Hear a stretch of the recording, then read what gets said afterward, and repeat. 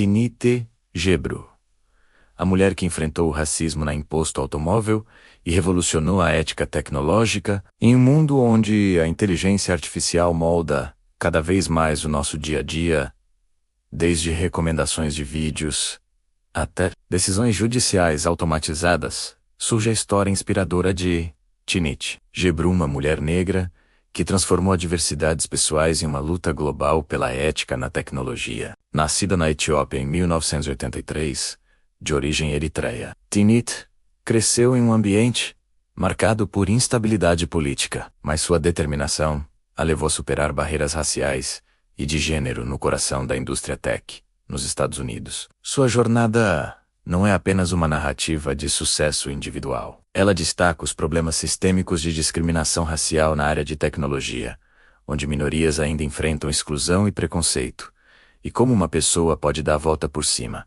fundando organizações que promovem inclusão e responsabilidade. Tinit Gebru é um exemplo vivo de resiliência, mostrando que, mesmo diante de racismo no trabalho, é possível inovar e influenciar positivamente o futuro da IAOM. A infância de Tinit foi marcada por desafios que moldaram sua visão de mundo. Crescer na Etiópia durante os anos 1980 e 1990 significava lidar com conflitos étnicos e políticos intensos. Sua família era de origem eritreia, e quando a guerra entre Etiópia e Eritreia eclodiu em 1998, Tinit, então com 15 anos, viu sua vida virar de cabeça para baixo. Seu pai, um engenheiro elétrico, já havia falecido anos antes. E sua mãe, uma economista, lutava para manter a família unida. Tinit e sua irmã fugiram do país, em busca de asilo. Primeiro na Irlanda, e depois nos Estados Unidos, onde ela chegou aos 16 anos, como refugiada. Essa experiência de deslocamento forçado a ensinou lições precoces sobre injustiça e a necessidade de advocacy. Nos Estados Unidos da América, ela se instalou em Somerville, Massachusetts, uma cidade próxima a Boston, conhecida por sua diversidade, mas que não a poupou de enfrentar racismo pela primeira vez de forma direta. Na escola secundária, Tinit era uma aluna brilhante, com notas altas em matemática e ciências, áreas que a fascinavam desde criança, inspirada pelo pai engenheiro. No entanto, ela encontrou barreiras impostas por professores que duvidavam de sua capacidade por causa de sua cor de pele e origem. Alguns educadores a impediram de se matricular em cursos avançados, de colocação avançada, conhecidos como AP. Apesar de suas qualificações, Tinit descreveu isso como um exemplo flagrante de racismo sistêmico, onde expectativas baixas eram impostas a estudantes negros, limitando suas oportunidades futuras. Em entrevistas posteriores, ela relatou como se sentia invisível ou subestimada, com professores assumindo que ela não seria capaz de acompanhar o ritmo, uma forma sutil, mas prejudicial de discriminação, que afeta muitos jovens imigrantes e de minorias étnicas. Apesar disso, Tinit persistiu, estudando sozinha e se destacando, o que a levou a ingressar na Universidade Stanford, uma das mais prestigiadas dos Estados Unidos da América, para estudar engenharia elétrica. Em Stanford, Tinit encontrou um ambiente acadêmico competitivo, mas novamente marcado por desigualdades. Como uma das poucas mulheres negras no departamento de engenharia, ela lidava com microagressões diárias, como colegas questionando sua presença ou assumindo que ela estava ali por cotas, em vez de mérito. Sua graduação em 2005 foi um marco, mas o verdadeiro ponto de virada veio durante o mestrado e o doutorado no Laboratório de Inteligência Artificial de Stanford. Concluído em 2017, foi lá que ela começou a pesquisar visão computacional, uma subárea da IA automóvel que envolve o processamento de imagens por máquinas. Durante seus estudos, Tinit descobriu algo alarmante.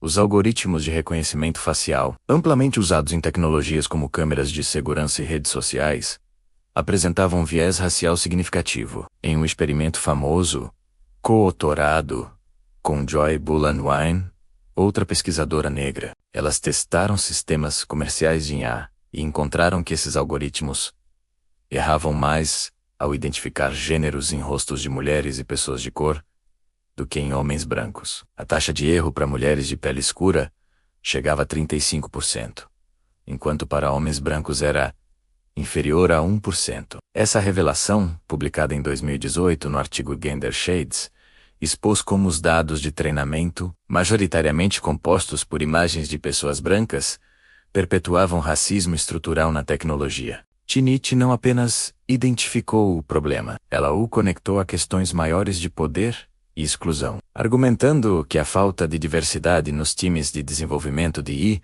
levava a produtos que discriminavam minorias. Essa pesquisa catapultou para o centro do debate sobre ética na AI, automóvel, tornando-a uma voz proeminente contra o viés algorítmico. Após Stanford, Trinity ingressou na indústria tech, trabalhando primeiro na Apple e na Microsoft, onde continuou suas pesquisas em visão computacional. Na Apple, ela contribuiu para projetos de hardware, mas já percebia o racismo institucional, promoções mais lentas para profissionais negros, e uma cultura que priorizava vozes brancas e masculinas. Em 2017, ela cofundou a Blacking, uma organização dedicada a aumentar a representação de pessoas negras na inteligência artificial. A ideia surgiu após Trinity participar da conferência NeurIPS em 2016 e notar apenas 6 participantes negros, entre 8.500. Ela descreveu isso como um pânico literal, reconhecendo que um campo em expansão como a AI,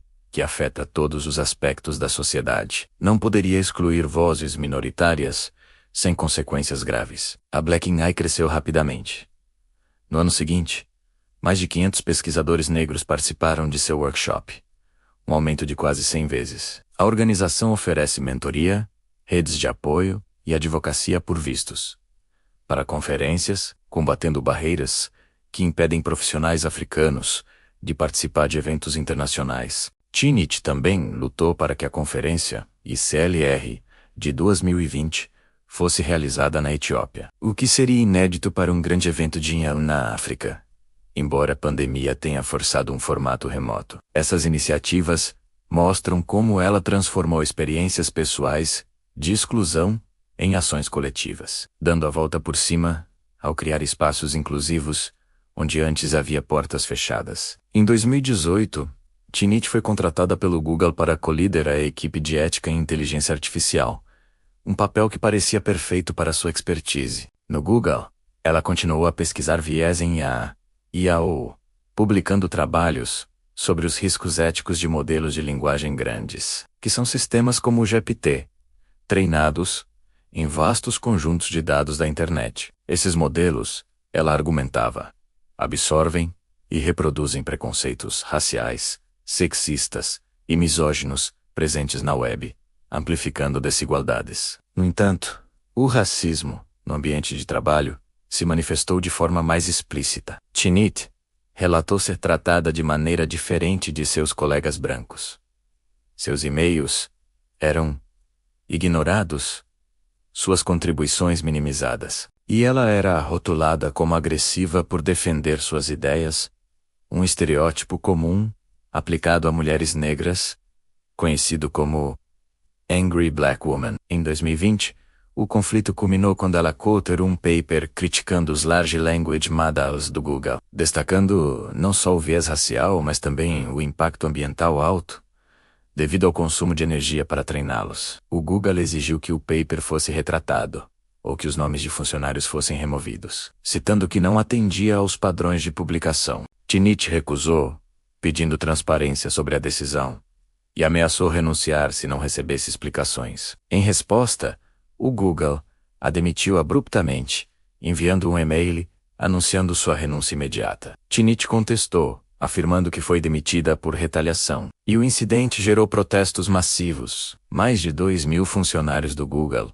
assinaram uma petição em seu apoio, e o CEO Sundar Pichai teve que se pronunciar. Ela descreveu o episódio como desumanizante, atribuindo-o a racismo e sexismo institucionais, onde vozes críticas de minorias são silenciadas para proteger interesses corporativos. Esse momento foi um ponto baixo, mas também o catalisador para sua maior superação. Em vez de se retirar, Trinity fundou, em 2021, o Distributed AI Research Institute, DARE, um instituto independente dedicado à pesquisa em imposto automóvel ética, com foco em impactos sociais e ambientais. Financiado por doações, o DAR opera fora do controle corporativo, permitindo pesquisas livres de censura. TNIT continua a advogar por diversidade na tech, falando em conferências globais e influenciando políticas, como audiências no Congresso dos Estados Unidos da América sobre regulação de AI.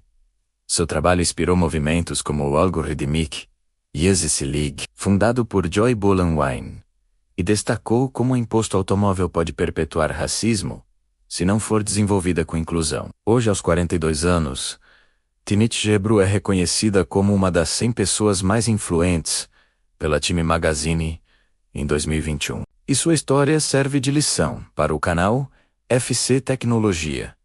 E curiosidades.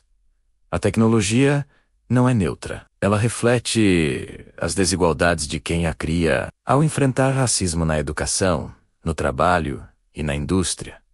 Tinit não só sobreviveu, mas transformou obstáculos em oportunidades, promovendo uma imposto automóvel mais justa e inclusiva. Sua jornada nos lembra que, em um setor dominado por homens brancos, vozes como a dela são essenciais para evitar que a inovação se torne ferramenta de opressão. Tinit prova que dar a volta por cima não é só sobre sucesso pessoal, mas sobre mudar o sistema para todos.